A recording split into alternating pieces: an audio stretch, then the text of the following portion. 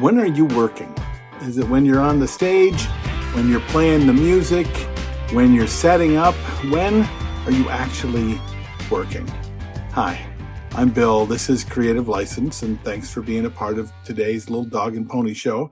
My sponsors are Electro Voice, DJ Event Planner, Disc Jockey News, Perfect Portals, Promo Only, and of course my workshop, The Entertainment Experience. You want to know more? Reach out to me any way you can. I'm not that hard to find. So working, when are you working? When are you not working? That's I had an acting coach once tell me, if you're not on stage, you should be taking a class. If you're not taking a class, you should be on stage working. In other words, you should always be thinking about and working on your craft. So are you? Or now that you have all the equipment, is there nothing much more to do except for to collect the music or to get the contracts or whatever that is? That same acting coach said, you're always working. You're working during an audition. You're working when you're telling someone about a new idea that you have. You're working with the client trying to come up with a new idea. You're working when you're watching a show. You're always working. When you're working, you're learning. When you're evaluating, part of our job is to look at what we can do with an audience, looking at what we can do for a client, and we're always evaluated. We're always trying to create something of meaning, whether it be something you're writing or something you're rehearsing or something you're watching. I listen to DJs all the time say, I love to go see other DJs because I get new ideas. Well, okay, new ideas are cool. Normally, though, when you go and watch another DJ to get a new idea, you're there to copy the idea, which is another video altogether. But that only gets you so far, right?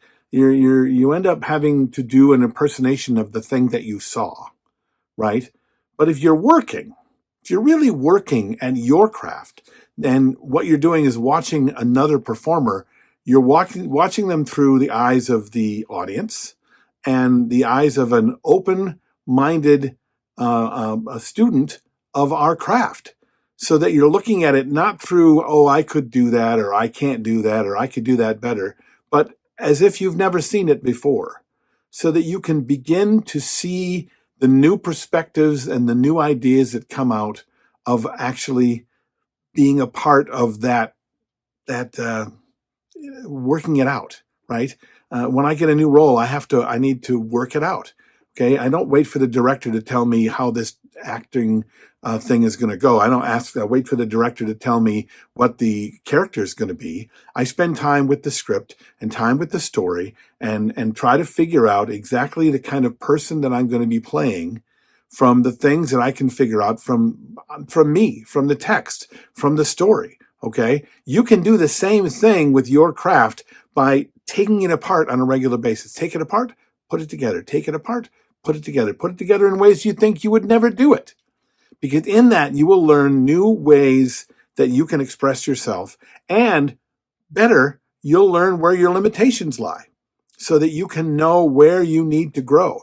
And if you want to get better at one thing or another, now you have a thing that you can go look for. You can look for the teacher that'll teach you better things about your voice, or about your script interpretation, or about your mixing, or about the equipment technical part of the equipment that you're working with. But you're not going to know that as long as you continue to go forward with, I got this, I'm just looking for new ideas. What do you think of that? Write down your comments below. I'm Bill. This is Creative License, and I'll see you next week.